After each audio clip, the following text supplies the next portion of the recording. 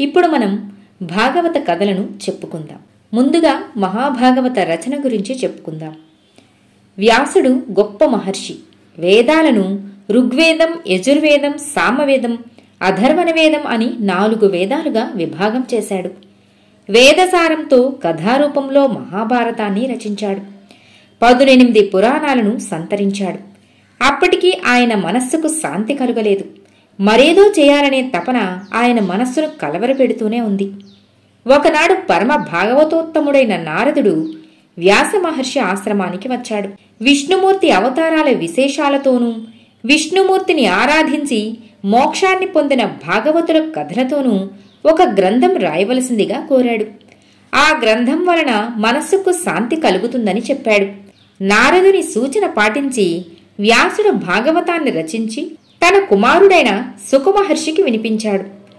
ఈ భాగవతం విన్నవారికి సకల శుభాలు కలుగుతాయని, మోక్షప్రాప్తి కలుగుతుందని పరీక్షిత్తు మహారాజు కథ ద్వారా తెలుస్తుంది. ఇక మనం కథల్లోకి వెళదామా? పరీక్షిత్తు మహారాజు వృత్తాంతం గురించి తెలుసుకుందాం. పాండవులకు కౌరవులకు కురుక్షేత్రంలో 18 రోజుల పాటు యుద్ధం భయంకరంగా జరిగింది. ఇరుపక్షాలలో ఎందరో వీరులు మరణించారు. యుద్ధం ముగిసే సమయానికి కౌరవుల పక్షంలో దుర్యోధనుడు, కృపాచార్యుడు, అశ్వత్థామ, కృతవర్మ మాత్రమే సజీవులై ఉన్నారు. దుర్యోధనుడు మడుగులో దాగి ఉంటే పాండవులు అతనిని మాటలతో రెచ్చగొట్టి బయటకు రప్పించారు. భీముడు గదాయుద్ధ నియమాలకు విరుద్ధంగా దుర్యోధనుని తొడలు విరగ్గొట్టాడు. అశ్వత్థామ దుర్యోధనుని చూచి, నేను పాండవులను చంపివస్తాను అని ప్రతిజ్ఞ చేసి వెళ్ళాడు. ఉప పాండవులను చంపి వచ్చి పాండవులను చంపేనని దుర్యోధనునితో చెప్పాడు. ఆ మాటలు విని దుర్యోధనుడు ఆనందంగా కన్నుమూశాడు. పాండవులు జీవించి ఉన్నారని తరువాత అశ్వత్థామ తెలుసుకున్నాడు. తన పుత్రులు 5 అశ్వత్థామ చేతిలో హతమయ్యారని తెలిసి ద్రౌపది కన్నీరు మున్నీరుగా ఏడ్వసాగింది. బిడ్డలు మరణించడం, భార్య కడుపు కోతతో దుఃఖించడం చూసిన అర్జునుడు కోపంతో రగిలిపోయాడు. అశ్వత్థామను హతమార్చి అతని శిరస్సు తెస్తానని ద్రౌపదికి మాట ఇచ్చి బయలుదేరాడు. అతడు ఎక్కిన రథాన్ని శ్రీకృష్ణుడు నడుపసాగాడు. వారిద్దరూ అశ్వత్థామ కోసం వెతకసాగారు. కృష్ణార్జునుడు తన కోసం వస్తున్నారని గ్రహించిన అశ్వత్థామ ప్రాణభయంతో బ్రహ్మశిరం అనే అస్త్రాన్ని ఉపయోగించాడు. కృష్ణుడు హెచ్చరించడంతో అర్జునుడు కూడా బ్రహ్మశిరో నామకాస్త్రాన్ని ప్రయోగం చేశాడు. ఆ 2 అస్త్రాలు ఢీకొంటే ప్రళయం వస్తుందని, లోకాలు సర్వనాశనమవుతాయని దేవతలంతా భయపడ్డారు. అస్త్రాలను ఉపసంహరింపమని అశ్వత్థామను అర్జునుని వేడుకొన్నారు. వారి మాటలు ఆదరించి అర్జునుడు తాను ప్రయోగించిన అస్త్రాన్ని ఉపసంహరించుకున్నాడు. కాని అశ్వత్థామకు బ్రహ్మశిరాన్ని ప్రయోగించటం తప్ప ఉపసంహరించడం తెలియదు. ఆ కారణం చేత అతడు ఆ అస్త్రాన్ని అప్పటికే గర్భవతిగా ఉన్న అభిమన్యుని భార్య ఉత్తర గర్భం మీదకి మళ్లించాడు. అర్జునుడు అశ్వత్థామను బంధించి తెచ్చి పుట్టెడు పుత్రశోకంతో ఉన్న ద్రౌపది ముందు నిలబెట్టాడు. ద్రౌపది అశ్వత్థామతో, గురుపుత్ర, గాఢ నిద్రలో ఉన్న నా కుమారులను కొంచెమైనా కనికరం లేకుండా నీ కరవాలానికి బలిచేశావు. నీకు పాండవులు సోదర సమానులు కదా, వారి కుమారులను చంపటానికి నీకు చేతులు ఎలా వచ్చాయి? శిశుహంతకుడవైన నీ కసాయితనాన్ని లోకం మెచ్చుకుంటుందా? నీవు బంధింపబడ్డావని నీ తల్లి కృపికి తెలిస్తే ఎంత అల్లాడిపోతుందో ఊహించు. ఆ తల్లి పడే బాధను మించి నన్ను బాధపెట్టావు. నీవు చేసిన ఈ దుష్కార్యానికి నిన్ను వదలకూడదు. కాని నువ్వు గురుపుత్రుడవు, ఆ పైన మిక్కిలి బ్రాహ్మణుడవు. అందుచేత నిన్ను చంపకుండా వదిలిపెడుతున్నాము. వెళ్ళు, ఇకనైనా మనిషిగా మానవత్వంతో బ్రతుకు అని దుఃఖిస్తూ పొమ్మని చెప్పింది. అతనిని ఏమీ చేయవద్దని అర్జునుని హెచ్చరించింది. కన్న సంతానాన్ని హతమార్చిన కఠినాత్ముడైన అశ్వత్థామను కనికరించిన ద్రౌపది దయార్ద్ర హృదయాన్ని అందరూ మెచ్చుకున్నారు. కృష్ణుడు అర్జునునితో ఇలా చెప్పుచున్నాడు. అశ్వత్థామ శిరస్సు మీద ఒక అమూల్యమైన రత్నం ఉంటుంది. దానిని కత్తిరించి తీసి ద్రౌపదికి ఇవ్వు. శిఖను తరిగి పొమ్మనడం శిరస్సును నరకడంతో సమానమే కదా అని. అర్జునుడు కృష్ణుడు చెప్పినట్లే అశ్వత్థామ తలపైనున్న మణిని తీసుకుని వెళ్లిపొమ్మన్నాడు. అశ్వత్థామ అవమాన భారంతో ఎక్కడికో వెళ్లిపోయాడు. మరణించిన తమ పుత్రులకు పాండవులు అంత్యక్రియలు చేశారు. యుద్ధంలో మరణించిన వారందరికీ తర్పణాలను ఇచ్చారు. 100 పుత్రులను పోగొట్టుకుని విచారిస్తున్న గాంధారీ ధృతరాష్ట్రులను ఓదార్చారు. ధర్మరాజుకు పట్టాభిషేకం జరిగింది. కృష్ణుడు పాండవుల చేత అశ్వమేధయాగం చేయించాడు. ఉప పాండవులందరూ మరణించారు. ఘటోత్కచుడు మరణించాడు. అభిమన్యుడు మరణించాడు. పాండవుల అనంతరం వారసులు లేరు. కాని అభిమన్యుడు మరణించే సమయానికి అతని భార్య ఉత్తర గర్భవతి. ఆమెకు జన్మించినవాడే పాండవుల రాజ్యానికి వారసుడు అవుతాడు. కాని ఆమె గర్భంపై అశ్వత్థామ బ్రహ్మశరమనే అస్త్రాన్ని ప్రయోగించాడు కదా. ఆ అస్త్ర ప్రభావం చేత ఉత్తర మరణించిన మగబిడ్డను కన్నది. వంశానికి వారసుడు లేకుండా పోయాడని పాండవులు దుఃఖించసాగారు. ఆ సమయంలో కృష్ణుడు వచ్చాడు. తన దివ్యశక్తిని ధారపోసి బ్రహ్మశిరో నామకాస్త్ర ప్రభావాన్ని పోగొట్టి ఆ శిశువును సజీవుని చేశాడు. విష్ణువు అవతారమైన కృష్ణుని చేత బ్రతికింపబడినవాడు కాబట్టి ఆ శిశువుకు విష్ణురాతుడు అని పేరు పెట్టారు. కాని పుట్టినప్పటి నుండి అందరినీ పరీక్షించి చూసేవాడు కాబట్టి అతనిని అందరూ పరీక్షిత్తు అని పిలిచేవారు. అదే పేరుతో అతడు ప్రసిద్ధి పొందాడు. పరీక్షిత్తు పెరిగి పెద్దవాడయ్యాడు. పాండవులు అతనికి పట్టాభిషేకం జరిపించారు. పాండవులు మహాప్రస్థానం చేశారు. పరీక్షిత్తు ఐరావతిని వివాహం చేసుకున్నాడు. ధర్మరాజులాగా పరీక్షిత్తు కూడా ఆదర్శవంతంగా ధర్మబద్ధంగా పరిపాలన చేస్తూ ప్రజల మనస్సును చూరగొన్నాడు. ఆయన కాలంలో సకాలంలో వర్షాలు కురిసేవి. అతడు ఎన్నో యాగాలు చేసి కీర్తిని పొందాడు. దేశం సుభిక్షంగా ఉండేది. అతనికి కలిగిన కుమారుడే జనమేజయుడు.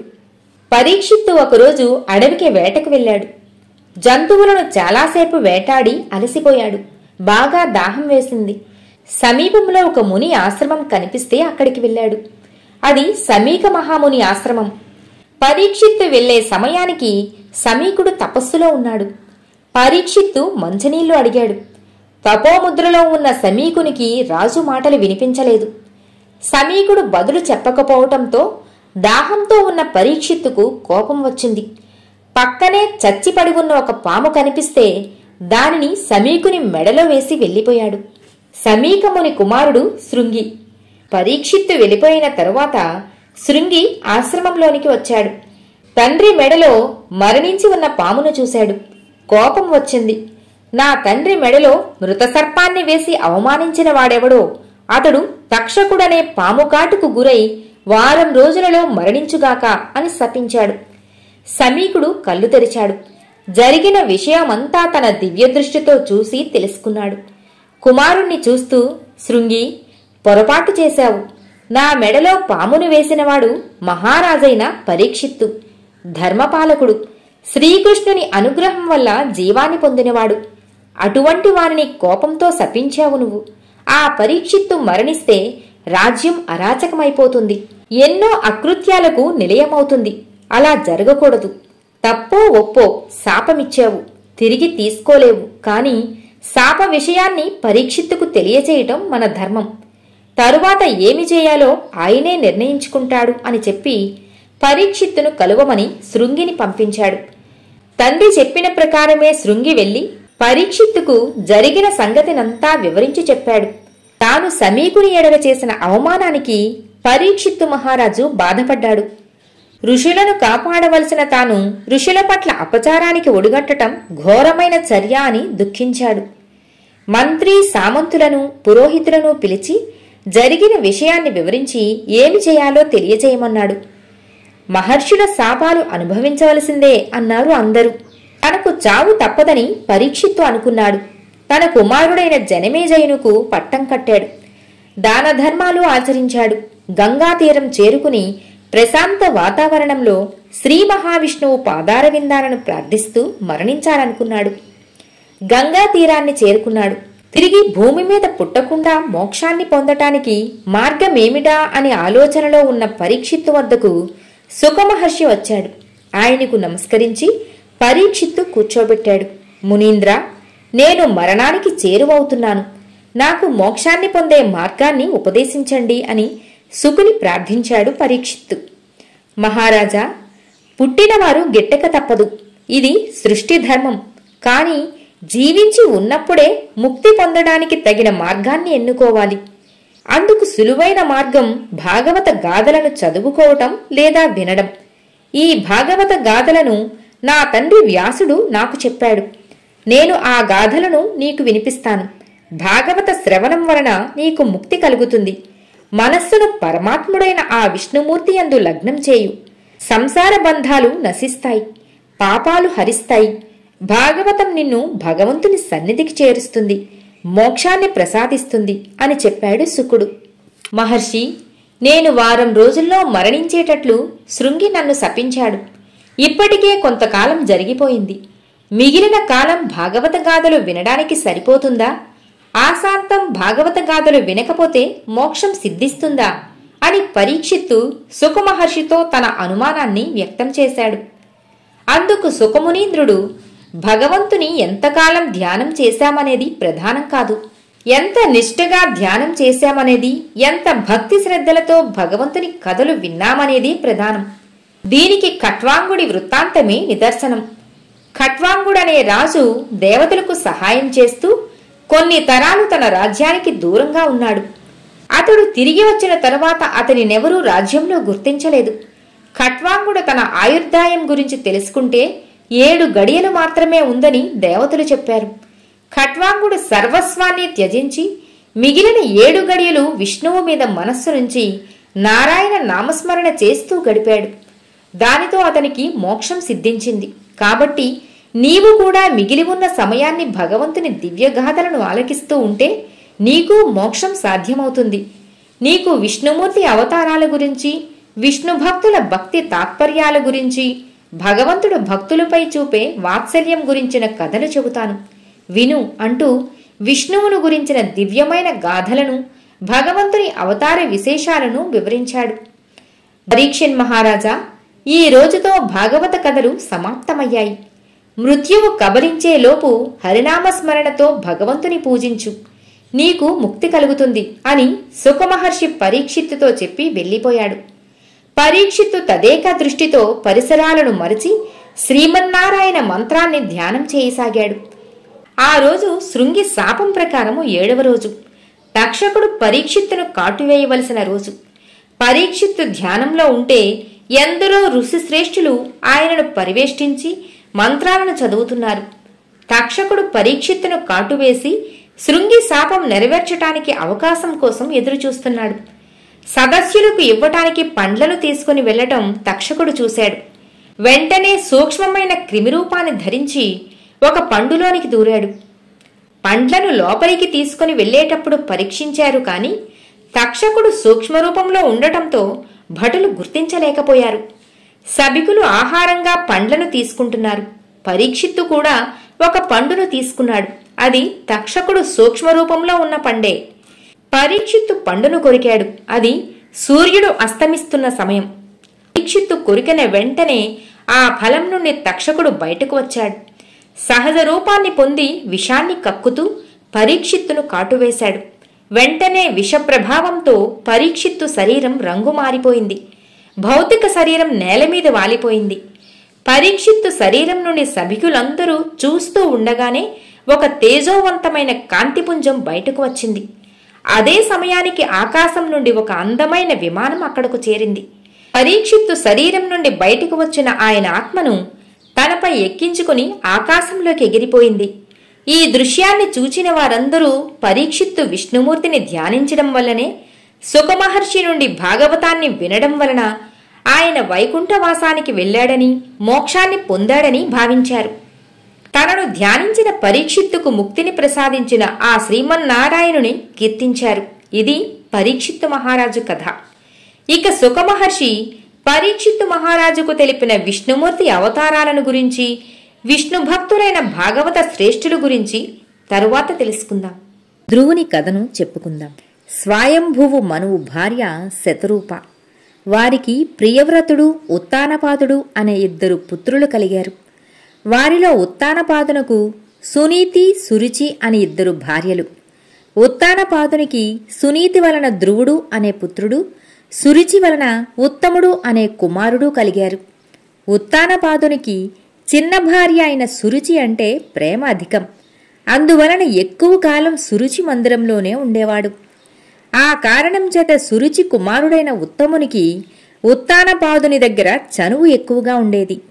ఒకరోజు సురుచి మందిరంలో ఉత్తానపాదుడు ఉత్తముని తన ఒళ్ళో కూర్చోబెట్టుకుని ఆడిస్తున్నాడు. ఆ సమయానికి ధ్రువుడు అక్కడికి వచ్చాడు. తమ్ముడైన ఉత్తముడు తండ్రి తొడపై కూర్చొని ఆడుకోవటం గమనించాడు. వెంటనే వెళ్లి తాను కూడా తండ్రి ఒళ్ళోకి ఎక్కి కూర్చున్నాడు. ధ్రువుడు తన కుమారునితో సమానంగా తన భర్త ఒళ్ళో కూర్చోవటం చూసి సురుచి సహించలేకపోయింది. గబగబా వచ్చి భర్త ఒళ్ళో ఉన్న ధ్రువుణ్ణి లాగి పారేసింది. తండ్రి ఒళ్ళో కూర్చునే హక్కు నీకు లేదు, ఎప్పుడూ ఇటు రాకు, వెళ్ళిపో అంటూ తన మందిరం నుంచి పంపించివేసింది. జరిగిన దానికి ధ్రువుడు ఏడుస్తూ తన తల్లి సునీతి దగ్గరకు వెళ్లి జరిగిన సంగతినంతా చెప్పాడు. ఆమె బాధపడింది. మంచి మాటలతో అతనిని ఓదార్చింది.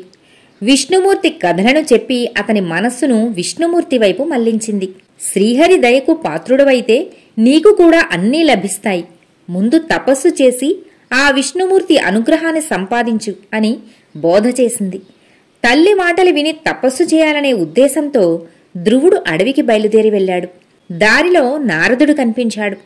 ధ్రువుని సంకల్పాన్ని తెలుసుకున్నాడు. నారాయణ మంత్రాన్ని ఉపదేశించాడు. నిష్ఠతో జపిస్తే శ్రీమన్నారాయణుడు ప్రత్యక్షమవుతాడని ఆశీర్వదించి వెళ్లిపోయాడు. ధ్రువుడు యమునా నదిలో స్నానం చేసి మధువనంలో నారదుడు చెప్పినట్లు నారాయణ మంత్రాన్ని జపిస్తూ తపస్సు చేస్తున్నాడు. ధ్రువుని తపోనిష్ఠకు ముల్లోకాలు చలించాయి. దేవతలు ఆశ్చర్యపోయారు. వారు ఇంద్రుని తీసుకుని విష్ణుమూర్తిని దర్శించారు. ధ్రువుని తపస్సును విరమించేటట్లు చేయమని ప్రార్థించారు వారంతా. విష్ణువు లక్ష్మీదేవితో వచ్చి ధ్రువునికి కనిపించాడు. ధ్రువుడు విష్ణుమూర్తి పాదాలపై తల నుంచి ప్రార్థించాడు. శ్రీహరి ధ్రువునితో, నీ తపస్సుతో నన్ను మెప్పించావు. కొంతకాలం నీ తండ్రి రాజ్యానికి రాజువై పాలించు. భగవద్భక్తితో సత్కర్మలు చేస్తూ యాగాలు నిర్వహించు. అనంతరం ఆకాశంలో నక్షత్రానివై శాశ్వతంగా ప్రకాశిస్తావు అని చెప్పి అంతర్ధానమయ్యారు. ధ్రువుడు తన రాజ్యానికి వచ్చాడు. తండ్రి ఉత్తానపాదుడు ధ్రువుని గాఢాలింగనం చేసుకున్నాడు. ధ్రువునికి అనతి కాలంలోనే పట్టాభిషేకం చేసి తాను వానప్రస్థాశ్రమం స్వీకరించాడు. ధ్రువుడు బ్రహ్మిణి అనే కన్యను వివాహమాడాడు. ధర్మాన్ని ఆచరిస్తూ యజ్ఞ యాగాదికాలు నిర్వహిస్తూ శ్రీమన్నారాయణుని ధ్యానం చేస్తూ చాలా కాలం రాజ్యం చేశాడు. అతనికి అంత్యకాలం సమీపించగానే విష్ణుభటులు వచ్చి ఆయనను దివ్య విమానంలో ఎక్కించుకుని వైకుంఠానికి బయలుదేరారు. నా తల్లిని విడిచి నేను రాలేను అని ధ్రువుడు అనగానే విష్ణుభటులు తమకంటే ముందుగా వైకుంఠానికి వెళుతున్న ఆమెను చూపించారు. ధ్రువుడు ఆనందంతో వైకుంఠం చేరుకున్నాడు. చిన్నతనంలోనే నిష్ఠతో తపస్సు చేసిన ధ్రువుడు శ్రీమన్నారాయణుని అనుగ్రహంతో ధ్రువతారగా నిలిచిపోయాడు. ఇప్పుడు జడభరతుని కథను చెప్పుకుందాం. ఒకప్పుడు నాభి అనే రాజు ఉండేవాడు. అతని భార్య మేరుదేవి. ఆయన భార్యా సహితంగా మహావిష్ణువును పూజించాడు. విష్ణువు ప్రత్యక్షం కాగా అతని వంటి పుత్రుణ్ణి ప్రసాదింపమని ప్రార్థించాడు. విష్ణువు నాభి కోరిక మన్నించి అతనికి కుమారునిగా జన్మించాడు. అతడే ఋషభుడు. ఉత్తమమైన పాలనతో ఋషభుడు మంచి కీర్తిని సంపాదించుకున్నాడు. ఇంద్రునికి ఋషభుని మీద ఈర్ష్య కలిగింది. దానితో ఆ రాజ్యంలో వర్షాలు పడకుండా చేశాడు. దానివలన రాజ్యం అనావృష్టితో అల్లాడింది. అప్పుడు ఋషభుడు తన దివ్యశక్తులతో రాజ్యంలో వర్షాలు కురిపించాడు. దేశాన్ని సుభిక్షం చేశాడు. ఋషభుని భార్య జయంతి. వారికి కలిగిన సంతానంలో ప్రసిద్ధి పొందినవాడు భరతుడు. అతడు గొప్ప విష్ణుభక్తుడు. అతని భార్య పంచజని. భరతుడు ధర్మదీక్షతో సత్కర్మలు చేస్తూ భూమండలాన్ని పాలించాడు. తరువాత రాజ్యాన్ని తన కుమారులకు అప్పగించి ఆశ్రమవాసానికి వెళ్లాడు. విష్ణుసేవలో కాలం గడుపుతూ ఉన్నాడు. హరిసేవ వలన అతనిలో కోరికలు నశించాయి. జింక చర్మం ధరించి ముప్పూటలా స్నానం చేస్తూ శ్రీహరిని స్మరిస్తూ కాలం గడుపుతున్నాడు. అతని జుట్టు జడలు కట్టింది. అప్పటి నుండి అతనిని జడభరతుడు అని పిలిచేవారు. ఒకరోజు భరతుడు నదిలో స్నానం చేయటానికి వెళ్లాడు. నిండు చూలుతో ఉన్న ఒక జింక ఆ నదిలో దప్పిక తీర్చుకుంటూ కనిపించింది. అదే సమయంలో జింకను చూచి ఒక సింహం దానిని తినడానికి గర్జిస్తూ వచ్చింది. సింహగర్జన విని జింక భయపడి నీటిలో దూకింది. హఠాత్తుగా సింహగర్జన వినడం వలన కలిగిన భయంతో జింక గర్భంలో ఉన్న పిల్ల బయటపడింది. జింక పిల్ల నీటిలో కొట్టుకుపోతుంటే చూడలేక భరతుడు ఆ నీటిలో దిగాడు. తల్లిని కాపాడలేకపోయాడు, కాని జింక పిల్లను కాపాడగలిగాడు. జింక నదిలో కొట్టుకుపోవటం చూసి సింహం వెళ్ళిపోయింది. భరతుడు జింక పిల్లను ఆశ్రమానికి తీసుకుని వచ్చాడు. దానిని ప్రేమతో పెంచుతూనే తపస్సును కొనసాగించాడు. క్రమంగా జింక పిల్లతో అతనికి అనుబంధం ఏర్పడింది. బంధం బలపడటంతో క్రమంగా జడభరతుడు భగవంతుని పూజించటం మానుకున్నాడు. అన్నింటినీ మరిచి జింకపిల్లను సాకుతూ దాని తోడితే లోకమన్నట్లుగా తయారయ్యాడు. ఒకనాడు ఆ జింకపిల్ల ఆశ్రమాన్ని విడిచి ఎటో వెళ్లిపోయింది. దానిని తలుచుకుంటూ భరతుడు తల్లడిల్లిపోయాడు. కొద్ది రోజుల తరువాత జింక మళ్లీ తిరిగి వచ్చింది. అప్పటికి అతనికి చివరి క్షణాలు దగ్గరపడ్డాయి. జింకను చూస్తూనే ప్రాణాలు విడిచాడు. జింకనే చూస్తూ మరణించిన భరతుడు తరువాతి జన్మలో లేడిగా జన్మించాడు. పూర్వజన్మ సంస్కారం వలన అతనికి పూర్వజన్మ జ్ఞానం కలిగింది. లేడిగా పుట్టటానికి గల కారణాలను విశ్లేషించుకున్నాడు. జింక దేహాన్ని విడిచిపెట్టాడు. మరుజన్మలో ఒక బ్రాహ్మణ కుమారునిగా జన్మించాడు. పూర్వజన్మ స్ఫూర్తి ఉండటం చేత బంధవిముక్తి కోసం అన్నింటికీ దూరంగా మసలసాగాడు. తండ్రి మరణించిన తరువాత సవతి తల్లి కుమారులు అతనిని ఇంటి పనులు చేయమని చెప్పారు. ఎప్పుడూ భరతుని వారు తిడుతూనే ఉండేవారు. అయినా భరతుడు విరాగంతో వారు చెప్పిన పనులన్నీ చేస్తూ ఉండేవాడు. భరతుడు సుఖదుఖాలకు అతీతంగా దేనిమీద అనురాగాన్ని పెంచుకోకుండా నిరాసక్తంగా తిరుగుతూ ఉండేవాడు. సవతి తల్లి కొడుకులు అతనికి పొలం పని అప్పగించారు. అతడు కాదనకుండా పొలానికి కాపలా కాయటానికి వెళ్లాడు. సంతానం లేని ఒక భిల్లరాజు సంతానం కోసం కాళికాదేవికి ఒక వ్యక్తిని బలి ఇద్దామనుకున్నాడు. అతనికి భరతుడు కనిపించాడు. భరతుని తీసుకుని వెళ్లి కాళికాదేవికి బలి ఇవ్వబోయాడు. భరతుని తేజస్సును చూచి కాళికాదేవి భయపడింది. బ్రాహ్మణ హత్యకు పూనుకున్నందుకు భిల్లరాజుపై పడి అతనిని చంపివేసింది. శ్రీమన్నారాయణుని మనస్సులో నిలుపుకున్న భరతుడు కాళికాలయం నుంచి తిరిగి వచ్చి పొలానికి కాపలాగా ఉన్నాడు. కొన్ని సంవత్సరాల తర్వాత రహూగణుడు అనే రాజు ఆధ్యాత్మిక విద్య తెలుసుకోవాలనే జిజ్ఞాసతో ఆ మార్గం గుండా వెళుతూ భరతుని తన పల్లకికి బోయిగా చేసుకున్నాడు. పల్లకి ఎగుడు దిగుడుగా నడపటంతో ఆ రాజు భరతుని తిట్టాడు. దానికి బదులు చెబుతూ భరతుడు అతనికి ఆధ్యాత్మిక విద్యను బోధించాడు. ఇదంతా విన్న ఆ రాజు తన అహంకారాన్ని విడిచి భరతునికి నమస్కరించాడు. తన పూర్వజన్మల గురించి చెప్పి ఎల్లప్పుడూ శ్రీమన్నారాయణుని ఆరాధిస్తే మోక్షం కలుగుతుందని, సదా భగవద్భక్తులను పూజించడం మంచిదని బోధ చేశాడు. విష్ణువును సదా పూజించటం వల్ల జడభరతుడు మోక్ష సాధనాలను తెలుసుకుని మరణానంతరం విష్ణువులో లీనమయ్యాడు. ఇదండి ధ్రువుని జడభరతుని కథ. క్షీరసాగర మథనం కూర్మ అవతారం గురించి చెప్పుకుందాం. దేవలోకానికి అధిపతి ఇంద్రుడు. ఇంద్రుడు ఒకనాడు తన ఏనుగును ఎక్కి తిరుగుతున్న సమయంలో విష్ణువును సందర్శించుకుని వస్తున్న దూర్వాసుడు ఎదురుపడ్డాడు. దూర్వాసుడు ఇంద్రునికి ఒక తులసిమాలను బహుకరించాడు. ఇంద్రుడు అహంకారంతో ఆ తులసిమాలను నిర్లక్ష్యంగా స్వీకరించి తన ఏనుగుకు అందించాడు. అది ఆ మాలను దూర్వాసుని ముందే కాళ్ల కింద పడవేసి తొక్కేసింది. ముక్కోపి అయిన దూర్వాసుడు ఆ సన్నివేశానికి మండిపోయాడు. ఇంద్ర, అహంకారంతో కళ్ళు మూసుకుపోయి ప్రవర్తిస్తున్నావు.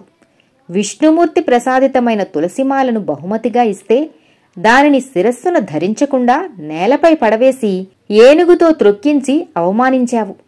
ఏ అహంభావంతో ఈ పని చేసేవో ఆ అహంభావం నీకు నశిస్తుంది. ఏ అధికార గర్వంతో ఈ నైత్యానికి ఒడిగట్టేవో ఆ అధికారం నీకు అంతరించిపోతుంది. నీ దేవతల రాజ్యం రాక్షసుల వశమవుతుంది. ఇది నా శాపం అని శపించి వెళ్లిపోయాడు.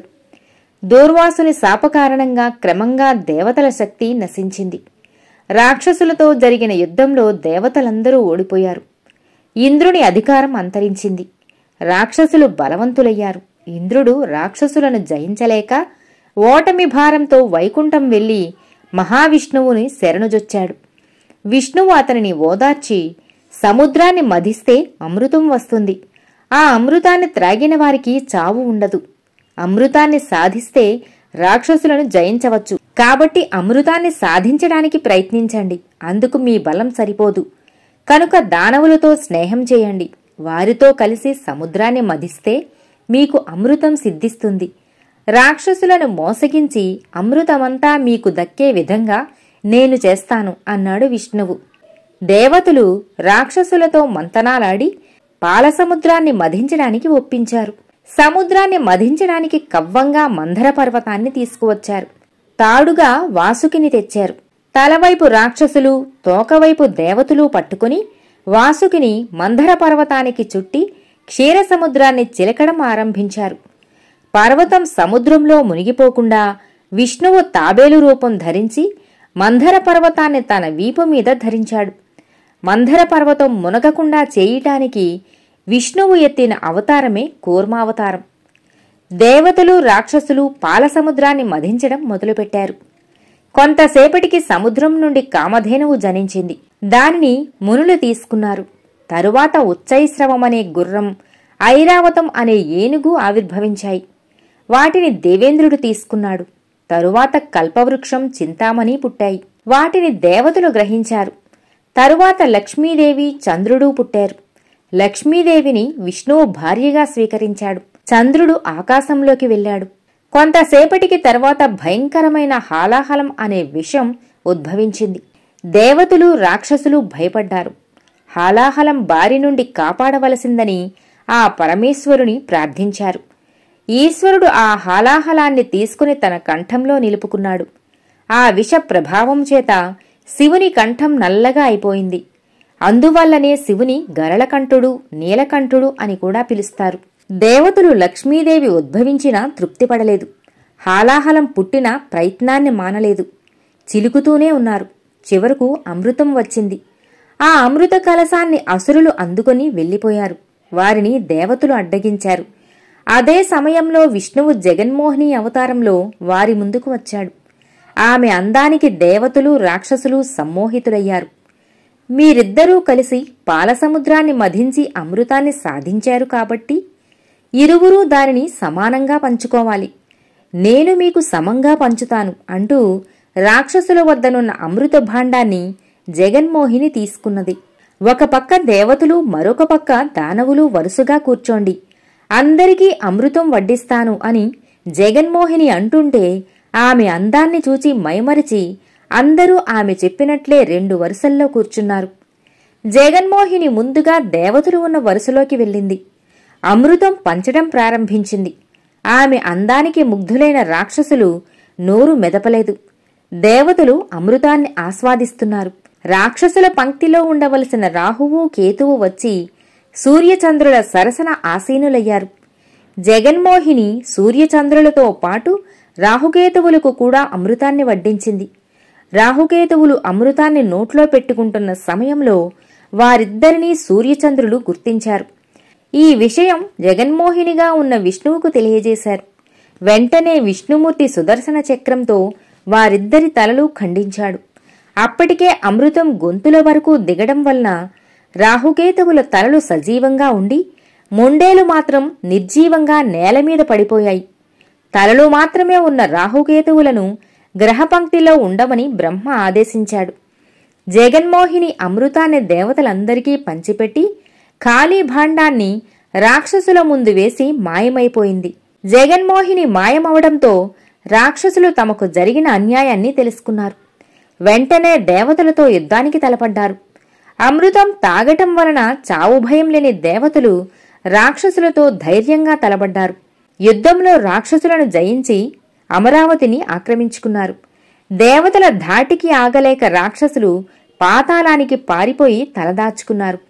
విష్ణుమూర్తి కూర్మావతారంతో అమృతం జనించడానికి సాయపడటంతో పాటు జగన్మోహినిగా కనిపించి దేవతలకు మాత్రమే అమృతం అందేటట్లు చేశాడు. ఆయన చేసిన పని వల్ల దేవతలంతా అమరులయ్యారు. రాక్షసుల మీద విజయం సాధించారు.